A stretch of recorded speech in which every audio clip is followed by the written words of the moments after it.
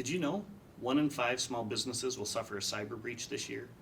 81% of all breaches happen to small and medium-sized businesses. 97% of breaches could have been prevented with today's technology. I've recruited some of my friends to talk about 15 things that could help prevent a cyber attack in your business. Let's get started. Hi, I'm Steve Hendrickson, CMIT Solutions of Wyoming. Welcome to your panel. Hi, I'm Barry Herring with CMIT Solutions of St. Charles and Chesterfield. Hi, I'm Michelle Herring with CMIT Solutions of St. Charles and Chesterfield. Mike Sabitov, CMIT Solutions of Central Orlando. Hi, Cheryl Nealon of CMIT Solutions of Monroe. Evan Stein, CMIT Solutions of Wall Street and Grand Central. Steve Kiner, CEO of CMIT Solutions of Brooklyn North. Why would a company need a security assessment? Well, there's lots of reasons why a security assessment might be a good idea. It's almost always a good idea. Sometimes there's compliance requirements. They need to meet certain standards like HIPAA or New York State's DFS. Sometimes it's just to improve insurance rates because there might be gaps that you could close and get better insurance. But across the board, it's always a good idea to know where your vulnerabilities are. So you do a security assessment, you can see where you are vulnerable to data breaches or other types of attacks against your IT, and then therefore make good business decisions on how to close those. Right, and another thing is that a lot of times you might react to something you think is serious when there's actually a much more serious thing in there, and you don't know unless you do a structured assessment where your risks actually lie. Very true. Because security is an ever-changing landscape, we recommend that companies do a security assessment once a year. And then there are certain regulations on certain business levels too. So, Why is spam an issue for businesses? So most attacks, most infiltrations that cause breaches are actually the result of an end user making a mistake, and something like 95% of those mistakes are the result of someone acting on an email they receive, right? An email that looks like it's from somebody you know, or it's from your bank, or it's downloading something cool and exciting. The more of those attacks that you can block via a spam blocker, the more you're secure on your network. And increasing productivity, Yeah. right? If somebody gets 300 emails a day and 250 of them are spam, they could be spending 30 minutes a day just cleaning those up. I'm sure that'll add up to $100 a year. Tell me a little bit about why passwords are still so important, or maybe they're not important at all. So the best password policy is to not use password as your password. Or 1, 2, 3, 4, 5, or your dog's name, right? Passwords are still completely valid, and I don't think anyone would disagree with me. There's other things you need to add to it, but you need a strong password policy. You need complexity rules like 8 digits, 8 characters long, mix of lowercase and uppercase, and a number, special character. You should change your password every 30 days or every 60 days, and please don't use the same password for every service you have. And But don't tape your passwords to your keyboard or your monitor, or write it on a piece of paper next to either of those things. I need to go back to the office. I need to. I But you know, the big, I recommend all my clients use something like that I use, which is like LastPass. And now I use very complex passwords, and I don't ever have to remember them, and they're not taped to my keyboard. And it has the password generated built in, right? So has it a does all that for you. Right, and you can put the rules in and it generates it. Plus, but more important, I think even than that, is that on some respects passwords are passé.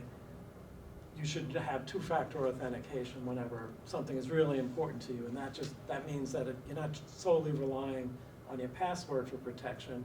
Isn't that something that you have, like a text that's going to your phone, or an email, or someone's actually calling you to verify? That way, you're really protected. Someone in the Ukraine can't, just guess your password and get into your system. and if I'm correct, a password manager like LastPass gives that to you for all of your passwords, Yes, essentially. yep. Is it important for companies to have security awareness training? So that is the number one place of failure, right? That is where users are, they want to do right, but it's very easy to trick an average person. I've been caught, I've clicked the thing you shouldn't click because they're smart, criminals are smart out there, and it's hard to always catch them. So it's continual training and showing people that you can be vulnerable and teaching them how to assess things so they're not clicking things they shouldn't be clicking, and how to, who to reach out to call if they're not sure, and what to do. That's gonna stop 95% of the threats that you have coming in the door. And a lot of time perception is, well, we have all this expensive security features that we built in, the firewalls and with the antivirus and this and that, and people fall into thinking, well, I'm all protected, so I can do whatever, nothing's gonna happen. And they forget that simple things, they're leaving paper on the desk that shouldn't be there with the information that shouldn't be on there, or they accidentally send in an email to somebody that shouldn't be sent. The human element is always the first line of defense. When you walk into CIA or DoD offices, you expect them to be trained on all the security stuff. Well, it's the same here. It might not require the same amount of protection, but if there's something worth protecting here, people should be trained. It's the first line of defense. I've heard that antivirus is kind of dead, and there's this new antivirus endpoint detect and respond product. Tell me a little bit more about that. Well, the antivirus, the historical antivirus has worked on people getting a virus, detecting what it is and using a signature to identify it and then pushing that down to remove it and detect it from the next person who gets it. So it always relies on a successful attack. Now, anti-malware companies have come up with heuristic, machine learning, prediction policies so that they can guess that something looks very suspicious and quarantine it before it's even known to have attacked anybody.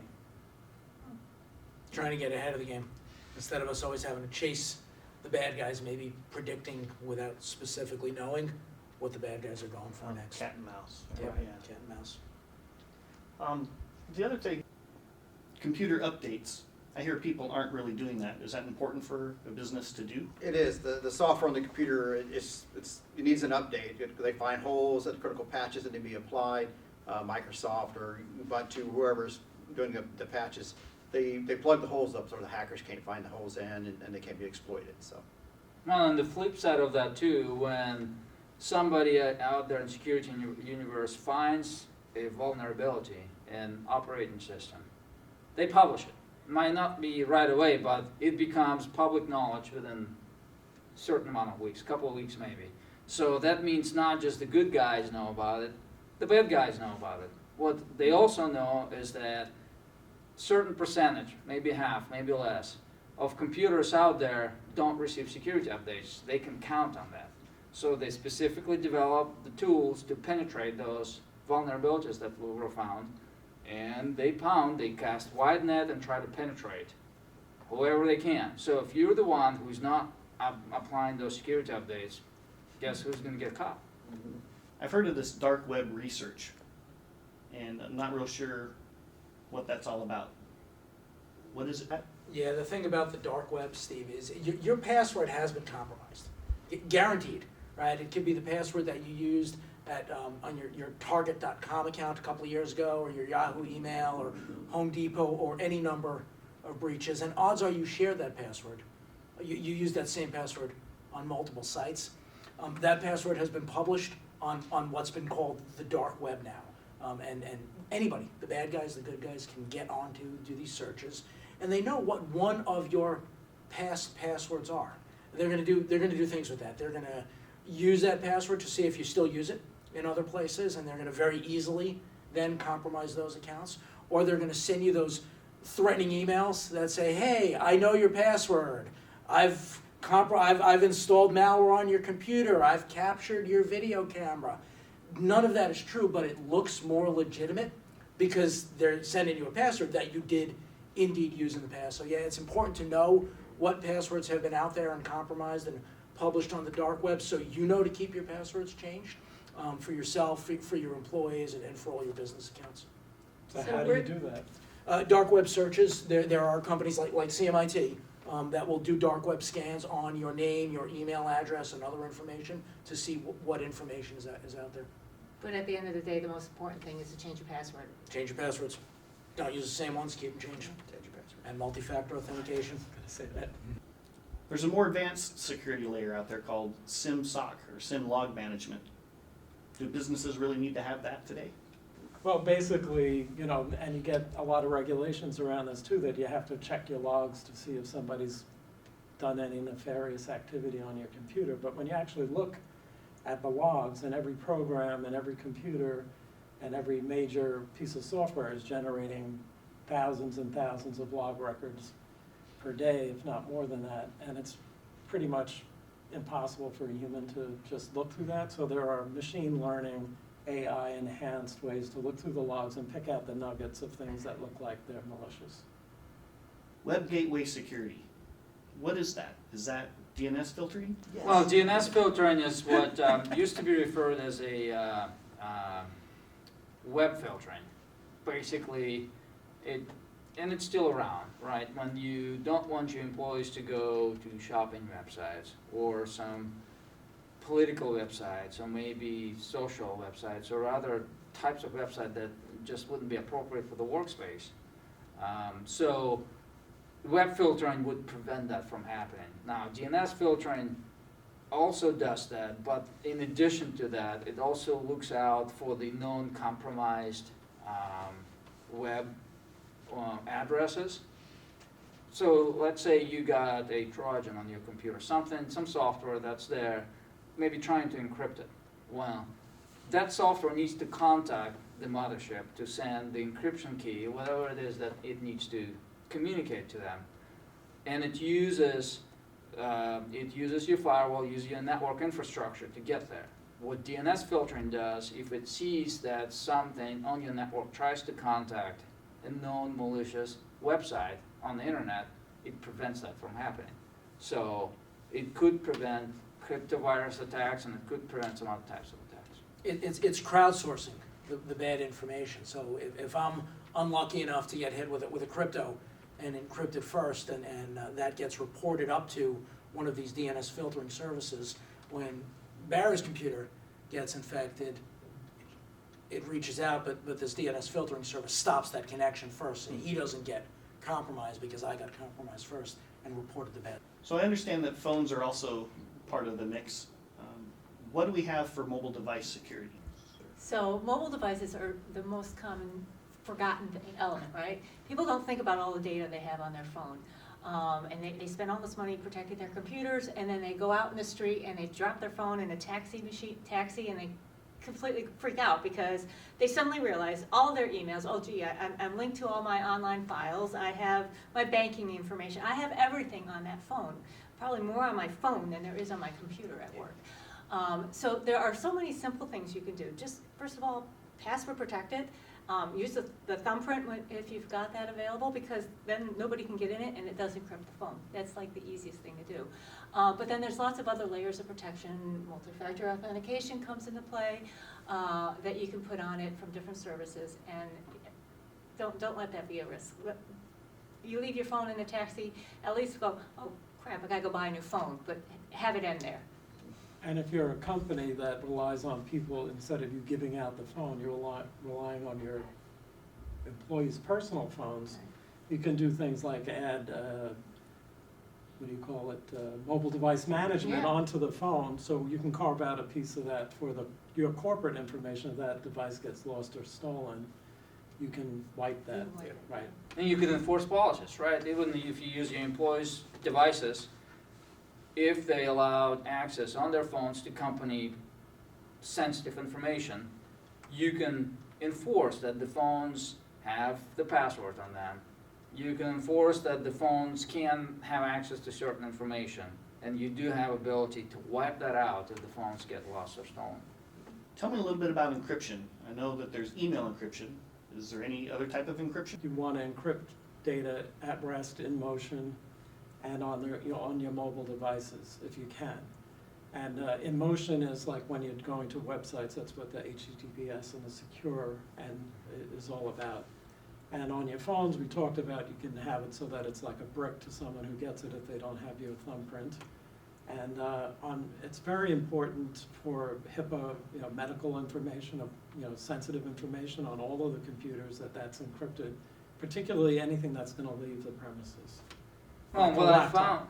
I found often is that people jump into, let's just encrypt it.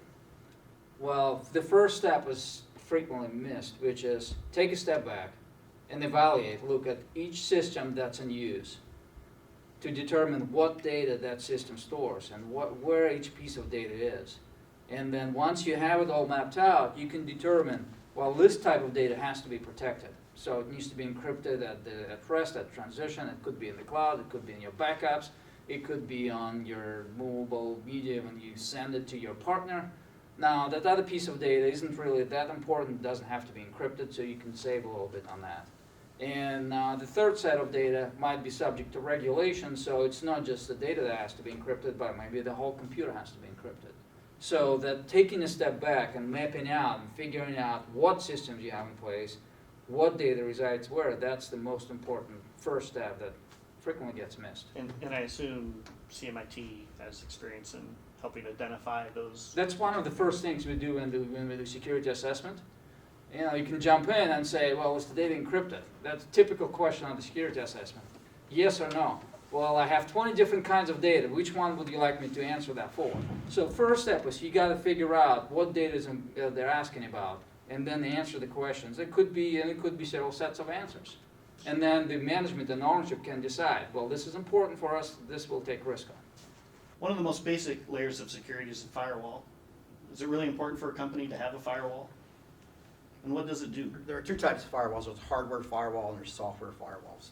As with any software, there's a way to be hacked and stuff like that. Most of the times the recommendation are for hardware. It's kind of harder to hack into and behind the scenes, but that allows traffic onto the network. So if you're getting to and from the network, and it can be scanned for viruses and malware also, and you can actually get logs like we were talking about earlier of who's coming in on your website. So if you have IP addresses that are appearing from China, but you're not doing any business in China, you can restrict those IP addresses and block them from even hitting your firewall, trying to get into your system.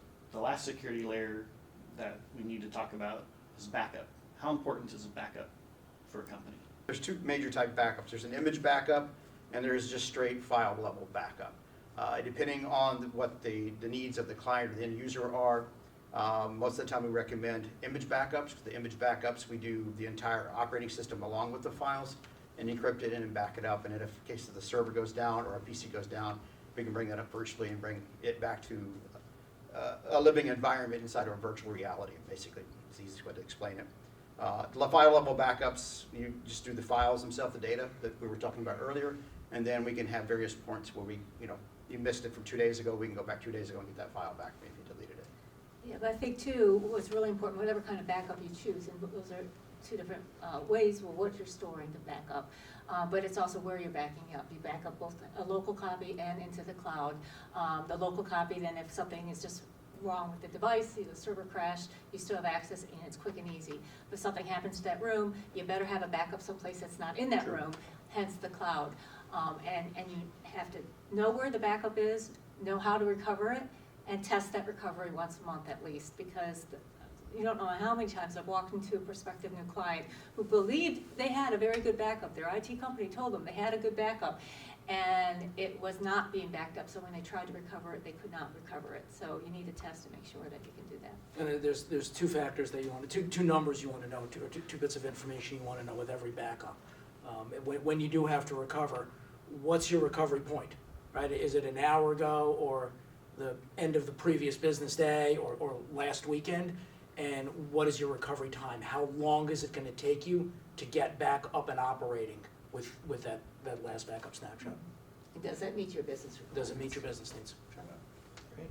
All right, well, thank you, guys. Well, I I appreciate it. think we had one more topic we want to discuss, the multi-factor authentication. Multi-factor authentication, sure. Let's talk about that layer.